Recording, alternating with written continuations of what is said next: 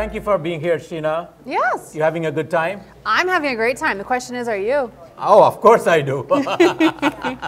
I'm having a wonderful time. I know we enjoyed your conversation with our team. Thanks. And so the first question to you, you talked about projection. Yeah. So why should we like or why should we love projection? Can you expand more on that? Yeah, absolutely. I feel like human nature dictates that we want to feel safe. Okay. And so as we go through life, it is great to challenge ourselves and to expand our comfort zone. But if we are actually projecting in the process, I feel like the expansion's a lot more smooth. Okay. And we grow the fastest when we actually do feel safe. And a lot of modern coaches will tell you, no, you have to totally crush all of these boundaries around yourself and you have to just go for it 100%. But what I found in my own personal life is I don't grow very fast in that environment. And where I grow the fastest is where I feel like I'm insulated and I'm okay. And I feel like with projection, we can create that insulation by just planning for what could go wrong. Okay. So that even if it does or doesn't go wrong, we've already planned out how we're going to respond to it. So we feel like we have more control. Okay. Even though in the moment, like you may have all the control. Like when I'm going in for an interview, I'm like, hey, you want to work together? You want to do this, that, and the other? You have control to say yes or no. But through the process, I feel a lot better about the process if I've projected all the ways you may challenge me or question me. So can you give a real example from your life where you use this projection and you have benefited from that? So the audience can understand and then they can go and implement. Yeah, absolutely. You mean other than when I worked with you the first time? That's correct. I wanted to tell them everything you said. Darn it. Okay. No. So when I was in my 20s and I was launching Custom Life Design. Okay. Okay. That's my consulting company. Okay. I didn't know a whole lot about certain aspects of the business realm. And so I had a friend of mine and he was coming along and he was trying to help me out and he had successfully built his company from the ground up. And so I was in his emotional vibe, and I forgot when I went into one of my very first clients that I didn't know who they were. I'd never met them before. Okay. And I forgot that, oh, maybe I'm not going to be able to interact the way he is. Okay. Maybe I'm a little bit different, and I didn't project. And so I went into the interview thinking that everything I had planned based on my perspective, my strength was good enough. And I got hit with all kinds of questions at like 28 years old. I was like, do you hate me? Like, why are you challenging me? And I didn't project. And so I didn't get that client. And I went back home and I was like, what is wrong with me? Like, what went wrong? I planned for everything based on me. But you're not me, right? That's and so, right, and Jacqueline's not me, and other people here, we're all different. That's and so I just found, like, when I actually do that, and I may not know Jacqueline beforehand, but I know personalities and I understand how different people are. And if I can ask myself the tough questions first, then when I actually get in there, it really helps. It feels like homework though. So most of us don't like homework, so we don't want to do it. The next question, Sheena, I know you are a psychologist, right? Am I right? I'm reading your mind right now. That's right. I know exactly what you're thinking. He wants a vodka soda water after this. He wants a double. So how do you read people? I mean, some people don't know how to read. I can't be giving my trade secrets away. Like, for example, you felt Jackie to be positive. How are you feeling that? Because many people in the business world, they still can't read people. And as a result, they're doing a lot of, that's actually really, really true. Yes, yes. No, I feel like through modern times, our search for importance, our search for success lends itself to one part of the brain. And we kind of shut down the intuitive part. Why? It takes longer. It doesn't make money right away. We're not taught that in school. Our parents aren't encouraging that, generally speaking. That's right. And so I am intuitive, and I've capitalized on that a little bit. I see. And I feel like everyone can do it to a degree. You just have to work at it, and you have to open yourself up to energy and to reading people.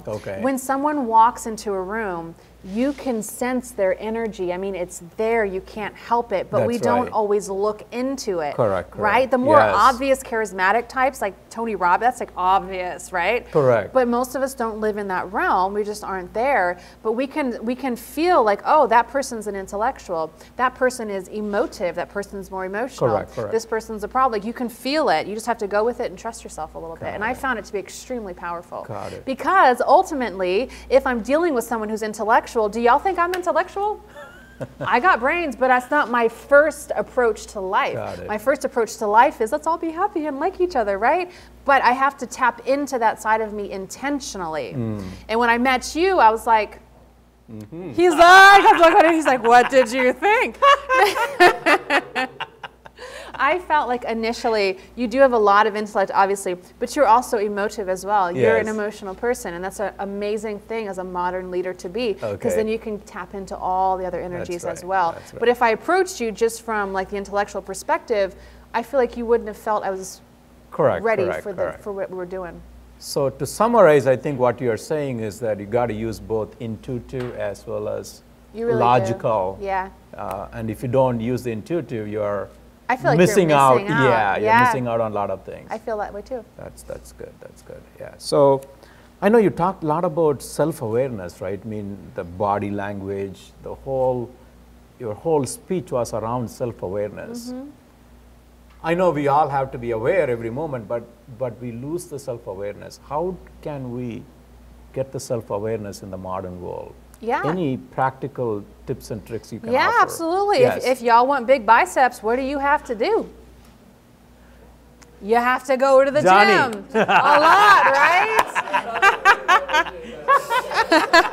You have to work it out. You can't just be like, on Mondays, I'm going to do 5 reps and then there's my bicep. No, at least I'm not that lucky. If you are, that's amazing. It doesn't work that way. So you have to work at it little bit by little bit. And honestly, you have to check in with yourself every single day, multiple times a day, because unfortunately in modern times, I think maybe it's human nature as well, we don't do that very naturally, I don't think. And so like when I'm working with you, when I'm working with other people, I'm constantly in the back of my mind assessing, what do they think of me?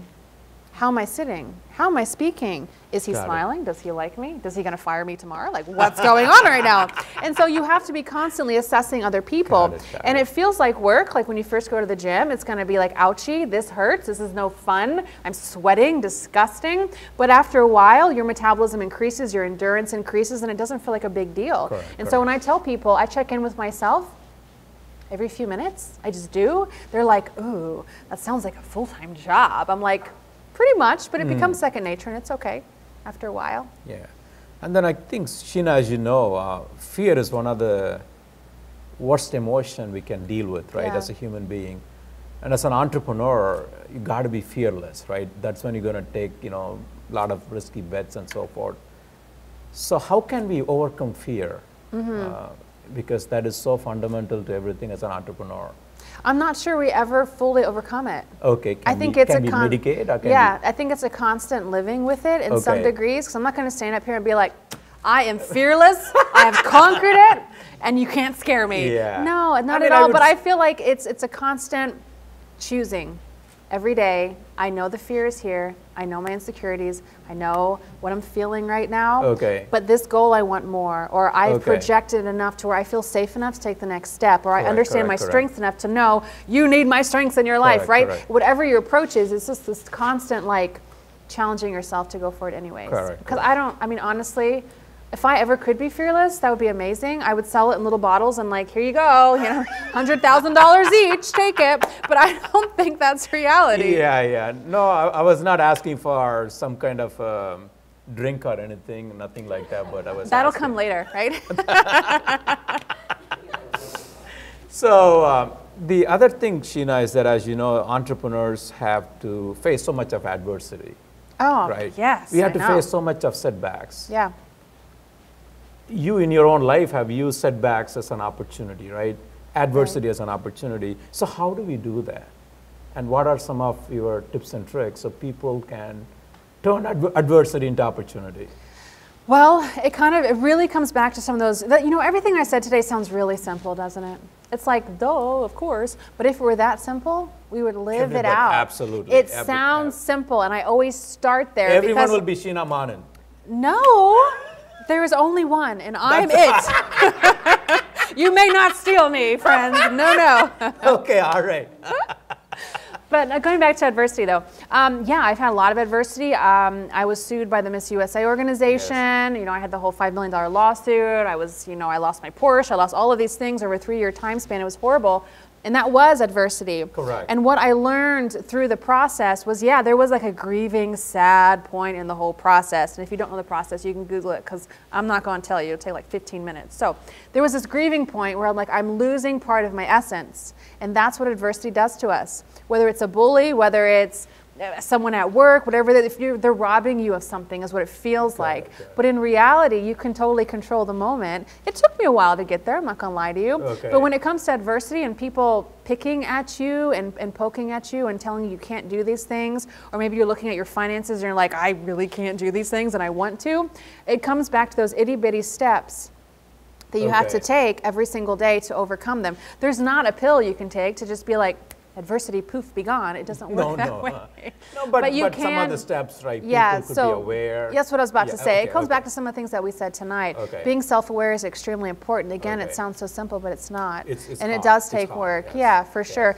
Also knowing your limitations and being realistic about it. Because most of us, psychologically, we're not really good at lying to ourselves. We can lie to other people, but our brain knows when we're messing around, and it knows what's true, and it knows our limitations are. And so what I found with a lot of people who are in a difficult situation, they try to bluff. They try to like fake it like I'm so tough and I'm so strong. And yeah, other people may be like, you are so tough and so strong, but in your own mind, you know, and you can't sustain that kind of energy. Yeah. So you are a very happy person. Anyone disagree with that? Is she happy or not happy, guys? Happy. Yeah. So what kind of Kool-Aid are you drinking? The Tel Kool-Aid. Was that the right answer? No, I'm just trying to see what keeps you happy, and are you doing anything to make yourself so happy all the time? Well, your approach of vodka doesn't work very well, so I don't use that. No, honestly, I feel like I'm really grateful for a lot of things in my life. Okay. And I feel like I have hit rock bottom, so to speak, because of those circumstances. Yes. And so anything from there is amazing. Wonderful. Yeah, and I really feel like I appreciate my own strengths. I mean, how many of us self-praise? Do you praise yourself? I do. it. I know you do. Because we have similar energy. Yeah, that's right. I am excellent. Yeah, you are. Yes, we are. Like I do that. Like I will get up in the morning and I will say good things to myself. And again, it sounds so childlike in its simplicity, but we don't do that. We are so mean to ourselves. I used to say stuff to myself I would never say to anybody else. Yeah. And I don't do that anymore. And so I feel like it's easier now, the more that you do it, to find good things about yourself and to focus on those. Plus, I've created a life for myself that I really like. Yeah. And there's not a lot in my life I don't like, you know, to be honest with you. And it took that rock bottom for me to say, Got you. am I going to sell my soul for that paycheck? Am I going to do it? And I stopped. And then I ended up getting other paychecks in other areas I was actually like really passionate about. Wonderful. And I feel like when it comes to entrepreneurship, people are so afraid to let go of that security. Yes. And to move into the unknown, but the unknown is one of the most exciting places you can actually be, I feel, and it makes me feel alive, and I like it. I like the things, you know, that I've created. And I've been in both situations where I'm trapped in a 9-to-5, and then where I'm not, and I like this over here, even though it can have its insecure moments, it's still worth it. Okay. And I get to meet cool people like you, so there you go. Thank you. So I know you are goofy at heart. What are some That's my secret. I told you on Sunday. You did not hear that. I told him I was a goofball. It's true. So what are some of the goofiest moments in your life that you want to share? At least one of them. Okay. So when I was a little girl, I was super competitive. And it was Easter, and we were having this big Easter egg hunt. And I just couldn't help it. I wanted this one particular Easter egg. I saw it over there, and I was like, oh, that one's mine. And so my parents had like 20 foster kids in our family over the course of my young adult life. And there was my one little foster brother. He also had his eye on that one particular Easter. I think it was like blue or something. And so like I had my eye on it, and he had his eye on it, and he raced me for it, and he got there first, and I didn't think anybody was watching. And so I looked at him, and I went, huh!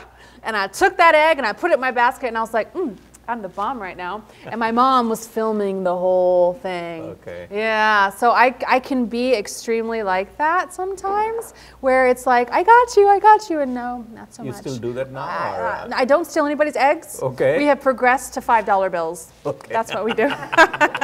Just kidding. Yeah. So the key message for today, Sheena, is that keep saying good things. If I walk away with one message, keep saying good things to yourself. Know your strengths. Know your Yeah, strengths. I was like, that sounds a little too basic, but yeah. Know your strengths, be self-aware, And keep saying your, good? Yes. yeah, your okay. self-talk is important. Okay. Yeah, for sure. But don't lie to yourself because our brain knows better. Okay. See, on that note, thank you so much. Thank Let's you. give a big round of applause to Sheena Monnin. Thank you. Thank you. Thank you.